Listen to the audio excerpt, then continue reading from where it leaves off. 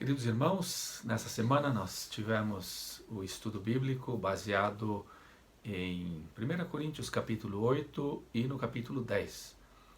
Tivemos a mensagem do Lucas, uma mensagem boa, muito clara também com relação a isso. Esses dois capítulos, eles tratam sobre a liberdade que nós temos como cristãos. Muitas vezes isso é um problema porque o que para um é liberdade, para o outro não é. E aí facilmente surgem os conflitos. O texto bíblico, ele nos fala qual era o problema. E aqui o problema principal estava relacionado a coisas sacrificadas aos ídolos, a carne, né? Então, Paulo agora vai ajudar essa igreja a poder, né, trabalhar de uma forma unida. A primeira pergunta é esta: qual é o ponto que Paulo quer afirmar nos 3 primeiros versículos entre o saber, conhecimento, e o amor? O que Paulo quer mostrar aqui para os coríntios? Paulo começa no versículo 1 dizendo: no que se refere às coisas sacrificadas a ídolos, reconhecemos que todos somos senhores do saber. Ou seja, todos temos conhecimento. Então, havia um grupo ali que via aquilo como sacrificado aos ídolos, porque, como o Lucas explicou muito bem no domingo, a carne que as pessoas muitas vezes consumiam, ela era primeiro sacrificada aos ídolos. Então, uma parte era queimada, a outra parte ficava para o sacerdote, e a outra pessoa que ofertou podia levar, ela podia comer ou podia vender. E essa carne era uma carne mais barata. Então, para algumas pessoas, eles disseram: olha, aquele ídolo realmente para o qual eles ofereceram não é nada, a carne ela é boa, ela é igualzinha a todas as outras, talvez até melhor ainda, e ela não vai fazer mal nenhum. Então, qual o problema? Vamos comer. Esse era um grupo que tinha, desculpe, esse conhecimento. Depois estava o outro grupo que tinha também um conhecimento de que foi oferecido para um ídolo. Um ídolo é um Deus falso, então essa carne foi dedicada a um Deus falso. E essa carne não poderia ser consumida por um cristão que quer se manter limpo e quer se manter puro diante de Deus. E agora, como é que fica? Os dois grupos têm saber, têm conhecimento. E o conhecimento dos dois grupos é certo. Agora, Paulo começa advertindo, ele diz: o saber ensoberbece. É fácil a gente construir em cima do conhecimento e dizer: olha, eu sei, e eu tenho a verdade, e é assim. Agora, Paulo não para ali. Paulo agora mostra um princípio que é tão importante, muito importante para a nossa vida cristã, nossa vida em todos os sentidos. Ele diz: o saber ensoberbece, mas o amor edifica. O que ele está dizendo aqui? A verdade é importante, o saber é bom, mas ele pode ser inclusive muito prejudicial quando ele não é aplicado com amor. Então essa é a regra que Paulo quer ensinar aqui para a igreja, né? Que nas diferenças que existem, se só o saber predomina, nós vamos nos dividir, nós vamos brigar e vamos ter muitos problemas. Mas quando existe amor, aí essas duas partes, elas vão poder trabalhar juntas e servir o Senhor junto. É um capítulo maravilhoso, ou são capítulos maravilhosos, esses da liberdade cristã. Vamos continuar. Vamos para a pergunta de número 2. Que verdades grandiosas sobre Deus você pode ver no versículo 6? No versículo 4 e 5, o apóstolo Paulo fala dos ídolos aos quais era sacrificado essa carne. E Paulo diz: olha, esse ídolo não é nada. Eles fazem ali uma pedra esculpida, um pedaço de madeira e começam a oferecer e adorar esses elementos. E Paulo, aqui no capítulo 8, ele é bem categórico, diz: o ídolo, na verdade, não é nada. E aí ele começa a engrandecer a Deus, que é tudo. No versículo 6, todavia, para nós há um só Deus. Só existe um Deus, todo o universo. Já no Antigo Testamento, nós vemos como eles tinham os seus deuses territoriais, cada um daqueles países, de localidades e tudo isso. E o Deus de Israel sempre se manifestou como o Deus de todos os deuses. Na verdade, não existem, mas mostra que Ele é Deus e não há outro.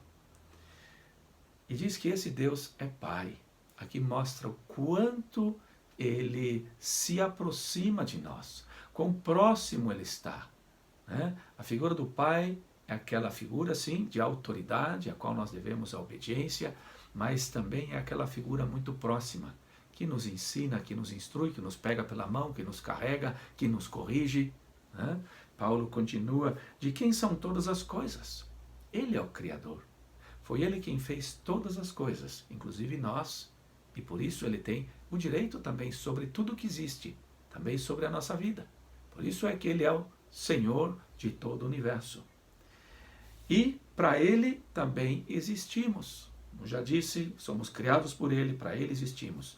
E aí Paulo fala agora, e um Senhor, Jesus Cristo.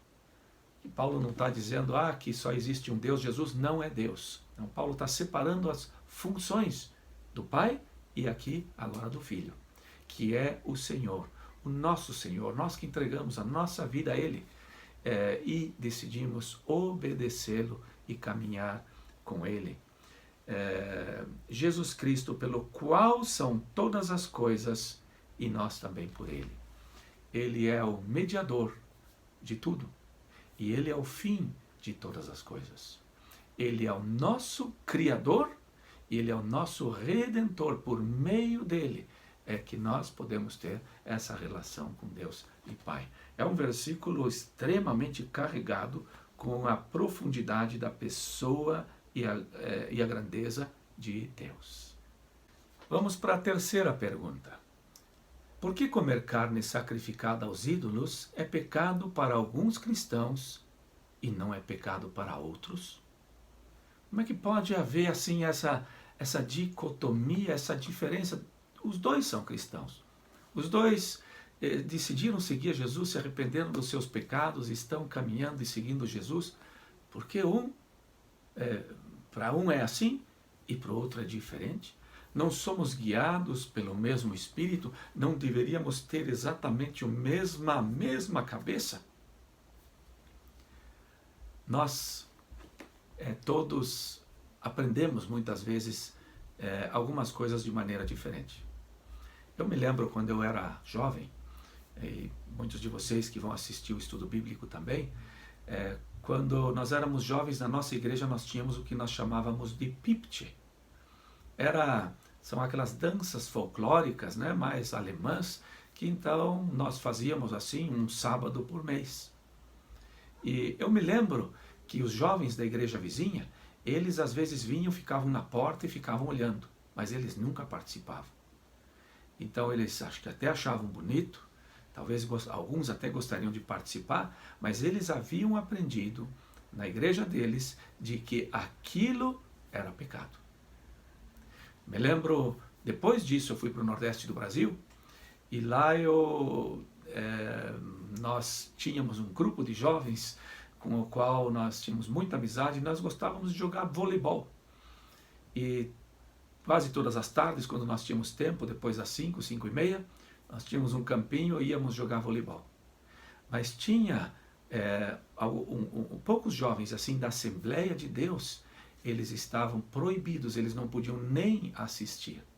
Porque eles haviam aprendido isso na igreja, que eles não poderiam assistir. Eu me lembro que uma vez a bola, um deles estava passando na rua e alguém deu uma cortada, a bola, ela cortou ali o caminho e pegou até nele, e nós pedimos que ele jogasse a bola para nós, e ele não jogou a bola para nós, porque para ele o entendimento que ele tinha é que pegar naquela bola era um pecado. Então, diferenças, às vezes, tão grandes. São, muitas vezes, questões de consciência. A nossa consciência, ela acaba sendo moldada pelo ensino e a bagagem que a gente recebeu. Agora, isso não quer dizer que isso está certo. Quando a nossa consciência nos acusa, de repente, de alguma coisa, ou não nos acusa de alguma coisa, não significa que a consciência sempre está certa. Por isso, a consciência, ela precisa ser moldada pela palavra de Deus e pelos valores do reino de Deus. Aí é que as coisas estão certas. Mas é por isso que para alguns, às vezes, as coisas são pecados e para outros não. É claro que existem questões na Bíblia que estão muito claras, que são pecado. Mentir é pecado. Falar mal do outro é pecado. Adulterar é pecado, matar é pecado e assim por diante. Então, essas são coisas assim onde está bem claro, mas existem em outras questões, não está tão claro e cristãos genuínos que amam o Senhor têm pontos de vista diferentes. Vamos para a pergunta de número 4. Qual é o princípio que Paulo coloca como regra para a nossa liberdade cristã?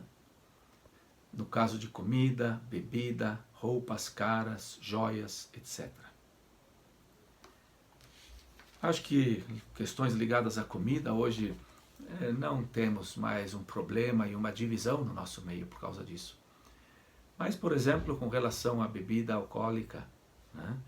Ali nós temos outras questões, como no caso do uso de uma tatuagem ou de um piercing. Existem pessoas que veem ali um grande pecado.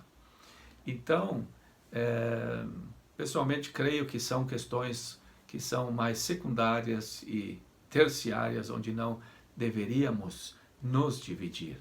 Mas Paulo coloca uma regra, ele disse: vede, porém, que esta vossa liberdade não venha de algum modo a ser tropeço para os fracos. Então, essa é a regra que Paulo coloca.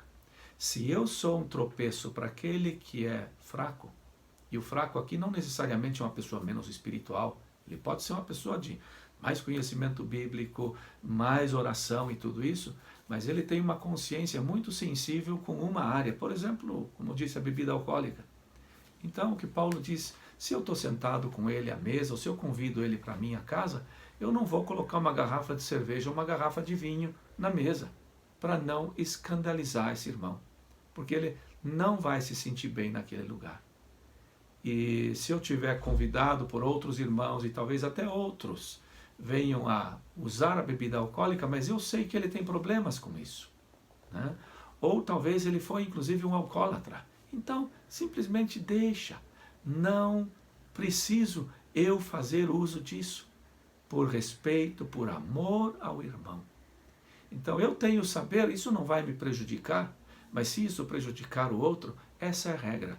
E Paulo, ele é bem forte, no versículo 13 ele diz: e por isso, se a comida serve de escândalo a meu irmão, nunca mais comerei carne, para que não venha a escandalizá-lo.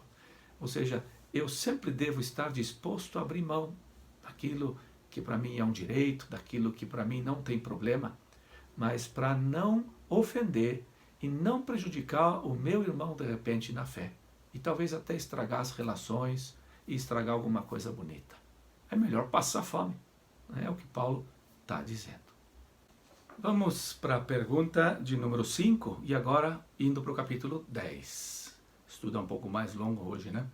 No capítulo 8, Paulo fala da liberdade que temos com relação a muitas coisas. No capítulo 10, do versículo 1 a 10, ele relembra que a história de Israel, muitos começaram bem, mas terminaram mal.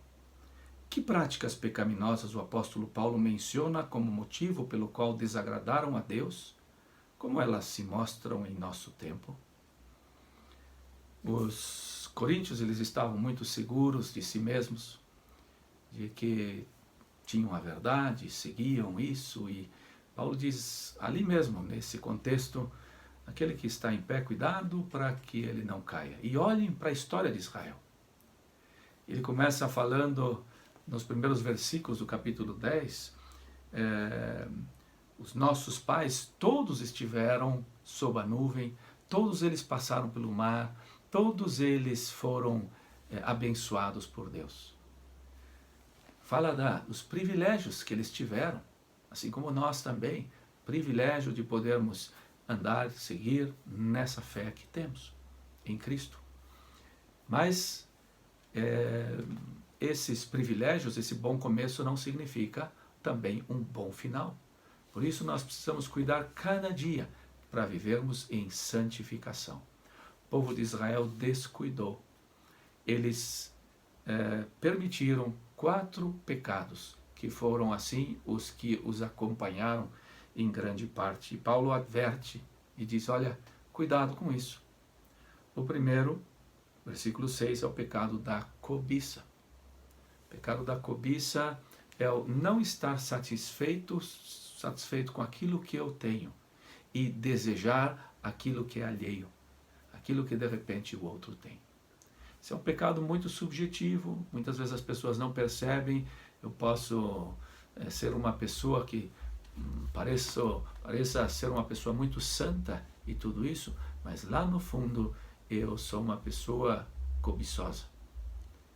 Uma pessoa que deseja ter aquilo que ele não tem, não estando satisfeito com aquilo que ele tem. Isso não significa que quando meu carro ficar velho, que eu não possa trocar o carro, melhorar algumas coisas na minha casa, mas isso significa ter um coração que não está satisfeito por não ter aquilo. E o problema dessas pessoas é que elas nunca vão ser satisfeitas, porque quando elas alcançam aquilo que elas desejavam, elas já vão querer um pouquinho mais. E isso é péssimo, porque a nossa satisfação deve estar em Deus. Ele que nos satisfaz e nos quer presentear e nos dar a alegria.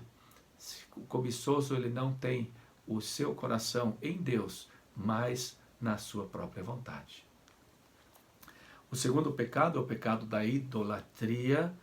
Sabemos a questão toda do bezerro de ouro.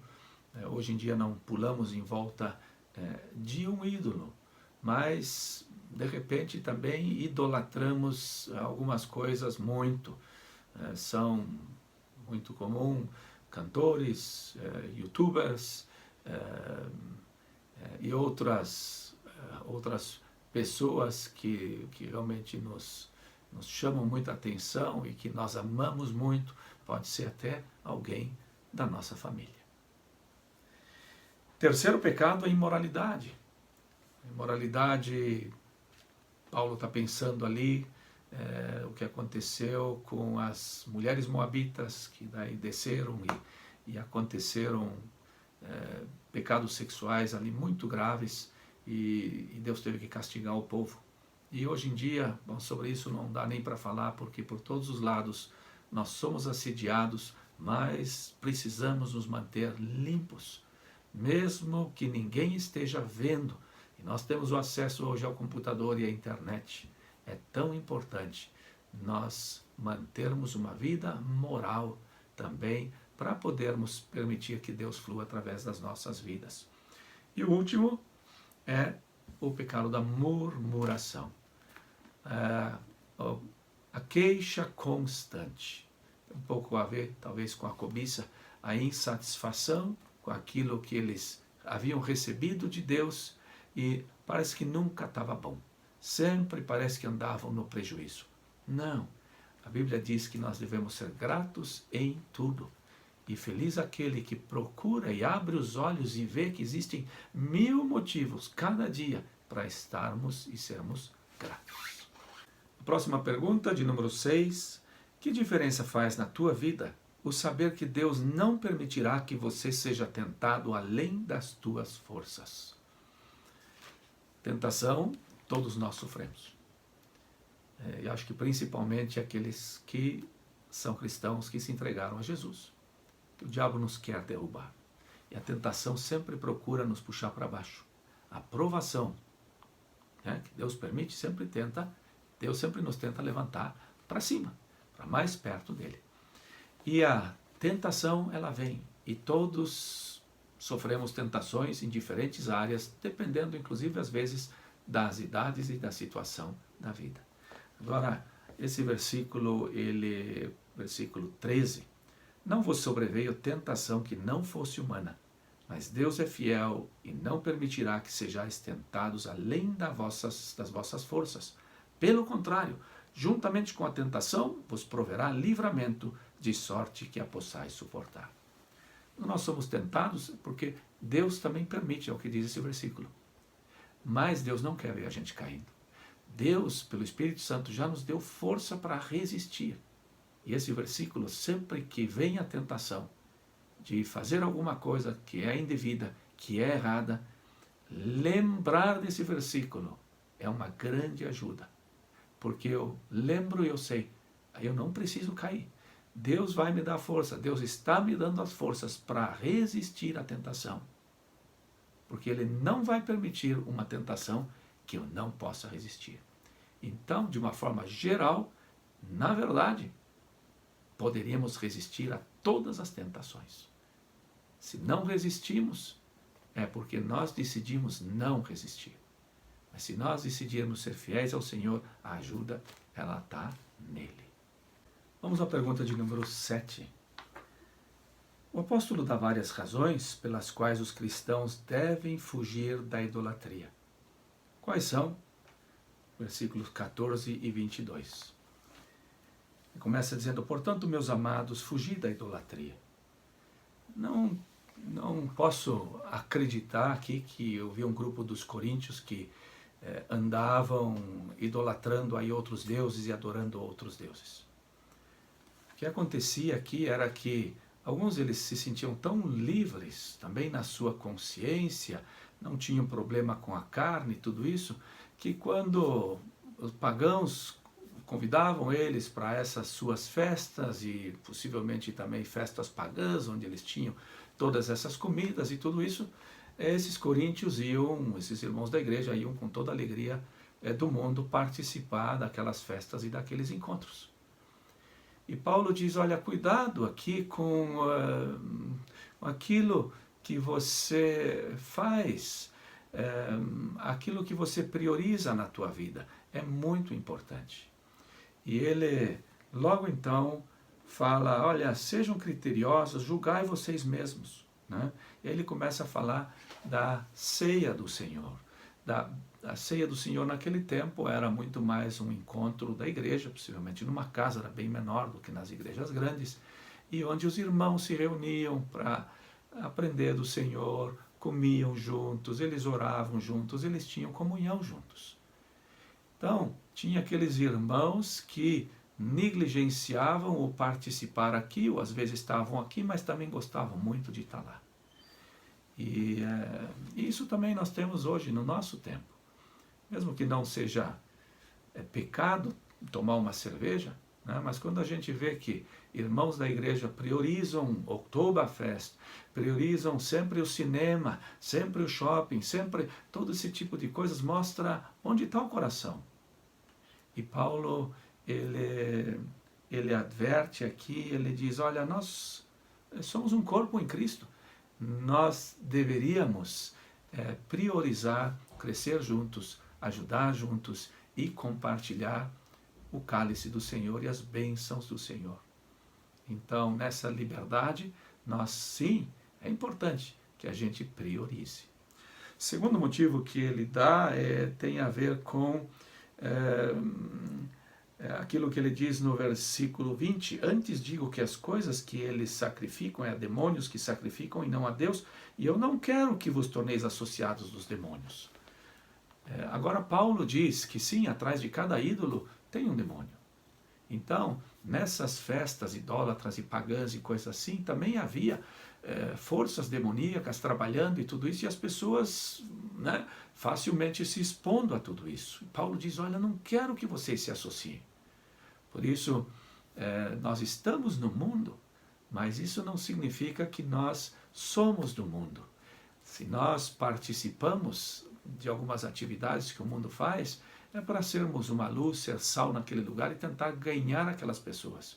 O nosso desejo não deveria ser, eu preciso me divertir. Se é essa a minha motivação, é porque alguma coisa não está certa na minha vida cristã. Porque a minha alegria, a minha satisfação deveria estar no Senhor, no convívio com os irmãos, no discipulado, no evangelizar, no obedecer Jesus naquilo que ele nos diz. E Paulo continua no versículo 22 e fala: ou provocaremos zelos no Senhor? Quando nós começamos a priorizar outras coisas na nossa vida e deixarmos Deus de lado, Ele nos ama tanto. E é como uma esposa ou um esposo. Imagina, uma parte de repente começa a colocar o olho em alguma outra coisa. Como é que a outra parte vai se sentir? Claro que vai sentir zelos, vai se sentir com dor no coração. E Paulo diz, é assim que Deus se sente. Quando nós começamos a entrar naquela linha cinza, que já é perigosa, onde nós vamos para o outro lado. E ele diz, olha, cuidado. Fique, em Deus, no campo seguro. Não provoque esses zelos em Deus. Ele não merece isso. Ele nos deu tanto em Jesus Cristo, Ele nos ama tanto, vamos ficar nele. Vamos para a última pergunta de número 8. Paulo nos dá pelo menos 3 princípios que nos devem guiar na nossa liberdade cristã. Você certamente as encontrará e fará bem em praticá-las. Quais são? Versículos 23 a 33. A primeira, versículo 23. Todas as coisas são lícitas, mas nem todas convêm. Todas são lícitas, mas nem todas edificam. Então, existe uma permissão bastante grande em muitas coisas. Mas a pergunta de Paulo é, convém? Edifica? Realmente ajuda? Me lembro que no passado eu gostava de alguns cantores que não eram cristãos. Tinham músicas românticas, algumas às vezes até um pouco engraçadas, não eram ruins. Mas eu, com o tempo, fui cada vez mais sendo tocado, de tal forma que hoje eu não tenho alegria, eu devo ter esses CDs talvez em algum lugar aí já de muitos anos, mas o meu critério é esse, é alguma coisa que me edifica, então eu vou ouvir. Assim também nos filmes e tudo isso, não podemos ficar gastando tempo em coisas que só são passatempo. Paulo diz, é lícito? É. Tem algum problema se nós fizermos? Não, mas te ajuda a crescer, ajuda, Se não ajuda, pegue aquilo que te ajuda a crescer, a te levantar, a te fortalecer, para você ser uma bênção cada vez maior para o outro. E aí já vamos para o segundo ponto. O segundo está no versículo 24. Ninguém busque o seu próprio interesse, e sim o de outrem. Por natureza, a nossa vida é muito centrada em nós mesmos, sempre querendo fazer a nossa vontade, aquilo que nós desejamos. E Paulo diz, não foque em você. Veja a necessidade do outro, veja como você pode abençoar a vida do outro. Tua esposa, teu esposo, teu filho, teu vizinho, irmão da igreja, irmã. Fique olhando como é que Deus quer te usar para abençoar. E você vai ver como a tua vida vai ter um sentido muito maior do que o de você buscar o que você quer. O terceiro princípio, encontramos no versículo 31, também é uma peneira maravilhosa. Portanto, quer comais, quer bebais, ou façais outra coisa qualquer, fazei tudo para a glória de Deus. Pense, o que eu estou fazendo glorifica a Deus, engrandece a Deus, exalta a Deus, engrandece o seu reino. Se não, talvez não seja pecado, mas você talvez pode mudar e a tua vida ser muito mais útil e agradável a Deus, fazendo aquilo que Ele realmente quer. Bom, esperamos que o estudo seja de ajuda para a tua vida também e que fortaleça a tua fé e que você leve esses princípios bem a sério para ser a bênção que Deus planejou que você fosse, tá? Que Deus Te abençoe e até o próximo estudo.